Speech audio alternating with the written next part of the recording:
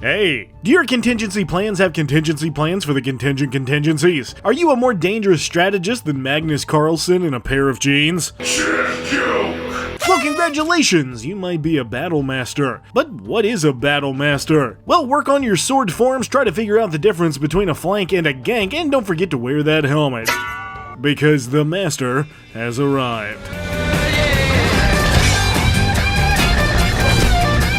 The Battle Master, as classic a fighter as a fighter can get. A subclass so good and so flexible, it can make just about every multi-class that much better. The Battle Master is one of my favorite fighters because you can pretty much do anything with it, and if you don't believe me, go watch the first video. I did break it down pretty darn well, if I do say so myself. But I hear you asking, why are we back here? What's the point of going over the Battle Master again? Haven't you blabbered on enough about the guy with the bucket helmet who hits stuff good? But it's already 2025, and if you haven't noticed, D&D got a pretty big update recently. So I thought it'd be a good idea to look at the new version, see if it improves one of my favorite subclasses, and go over what it does right and what it does wrong. And at the end, we'll see which version is a better representative of what the Battle Master is supposed to be. Sound good?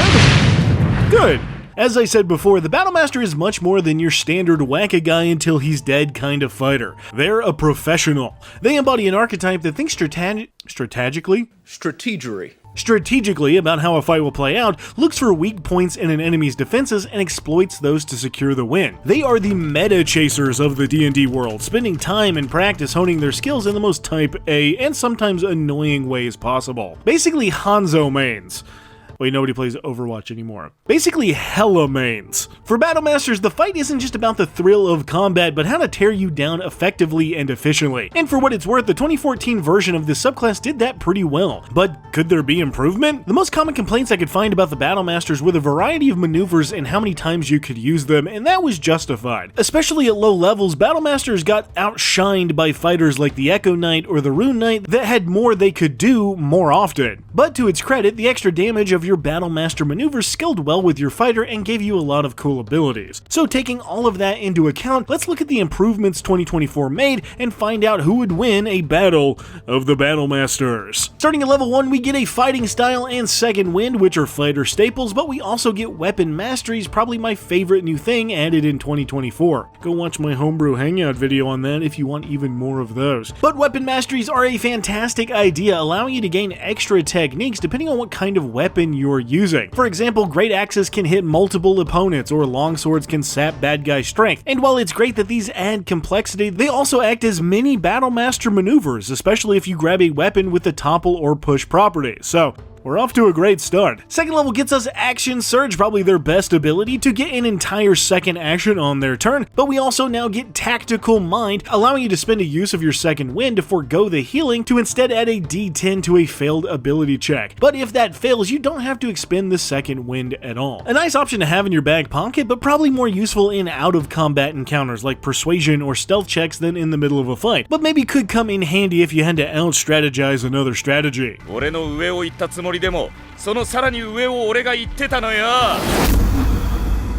But that already brings us to third level in the first level of Battle Master, which is pretty much copy and pasted from the 2014 version, and that's a good thing. If it ain't broke, don't fix it. Now all the Battle Master maneuvers are available to you without you having to go buy another buck, except Brace and Grappling Strike, which got the axe for some reason. We also get a second ability at this level with Student of War, which does get a nice little upgrade to include an artisan tool proficiency and a skill of your choice instead of just the former, but honestly this ability is still a little milquetoast, and I get why people forget about it. Skipping up to level 5, we get extra attack for 2 attacks per round, or 4 with an action surge, sweet, and another new ability with Tactical Shift. Now when you spend that second wind, you can also move half your speed without provoking opportunity attacks as a part of that bonus action. Mobility is a big deal for fighters like us, so being able to heal and get out of the way quickly is a great thing. And now that our amount of second winds a day keeps increasing, we have more opportunities to dive tank enemies or get out if we need to. Dodge!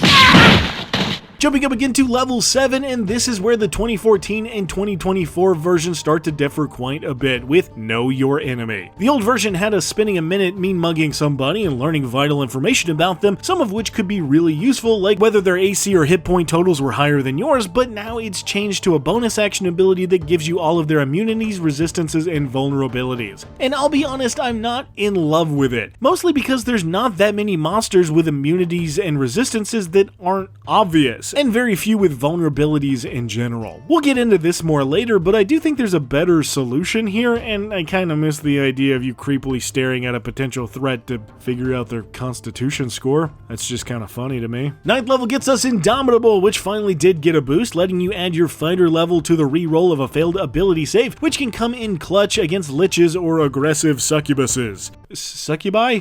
Succubussy? Whatever. But we also get Tactical Master, another new ability, letting you replace the current weapon property of whatever you're wielding with the push, sap, or slow property instead. Now, that's an upgrade. Weapon properties are already a strong addition, but the ability to hot swap between 4 potential options on one weapon, or 5 if you dual wield different things, is pretty strong. Level 10 means improved combat superiority, where that D8 superiority dice graduates to a D10. And level 11 means 3 attacks per round, or 6 with an action surge. Dope. Level 13 means another use of Indomitable and a new ability, Studied Attacks. This gives you the option to recover quickly from a flubbed attack roll and gain advantage on the next attack before the end of your current turn. Nothing feels worse than whiffing hard on the one thing you're supposed to be good at, so it's a really nice treat to double your crit chance after looking like an idiot in front of your buds. Jumping up to level 15, we get Relentless, which has also been reworked but is a major improvement. Instead of doing the thing I hate most in D&D and just giving you another superiority dice if you roll initiative without one, now you can use maneuvers without expending a superiority dice by using a D8 die instead, but only once per turn. Still, this means you won't run out of superiority die as quickly and still can use maneuvers even if you're out of die, just less often. But free damage is free damage, and this means in those long fights, you won't run out of things to do, which can be one of the biggest complaints the Battlemaster has. Tight, yeah! Level 17 means another use of Indomitable, nice, as well as another action surge, and that's what I'm talking about. And level 18 upgrades our superiority die one last time to a D12. But that means we're in the home stretch, and obviously epic boons are so cool. The book suggests the Boon of Combat Prowess, which I pretty much agree with, which lets you just choose to turn a miss into a hit once per turn, which is amazing. Imagine facing down a literal god with like 40 AC and just saying, haha, nah, I still win. Hilarious. And you can add on weapon masteries to like topple or push them, and maneuvers on top of that. So hot damn! But we'll end at level 20 the way all fighters should, with another extra attack for 4 attacks per round, 8 with an action surge for 16 attacks in the first 2 rounds of combat. So, who wins the Battle of the Battlemasters? Well, if it wasn't obvious, the update really does the Battlemaster justice, in my opinion. You get tons of new and fun stuff to do, and I only have a few minor complaints. I would like to note things like the new weapon mastery system and the additional uses of Second Wind, and I like how much the new fighter can do every turn.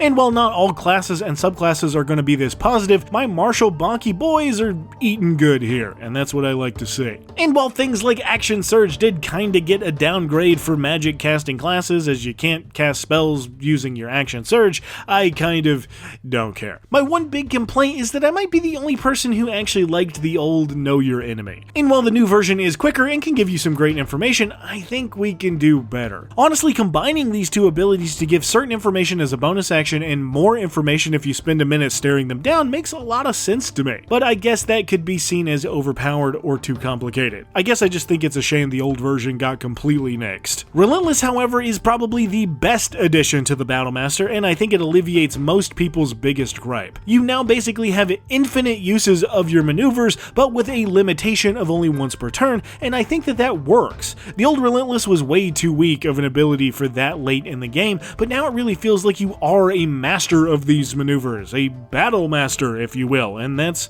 pretty cool. So I'm happy to say they did my boy here justice, and the 2024 Battle Master gets an A+ from me. It kept what works, it improved what didn't, and recaptured that feeling of being that guy who's really dorky about fighting techniques, but could actually mess you up if given the opportunity. So, what more can you ask for? But if you know the make and model of every suit of armor, have annoyed all your allies with long-winded strategies they immediately screw up, and can tell your enemy has a peanut allergy by the smell of their fear toot when they see you storming the field, guess what? You might be a battle master.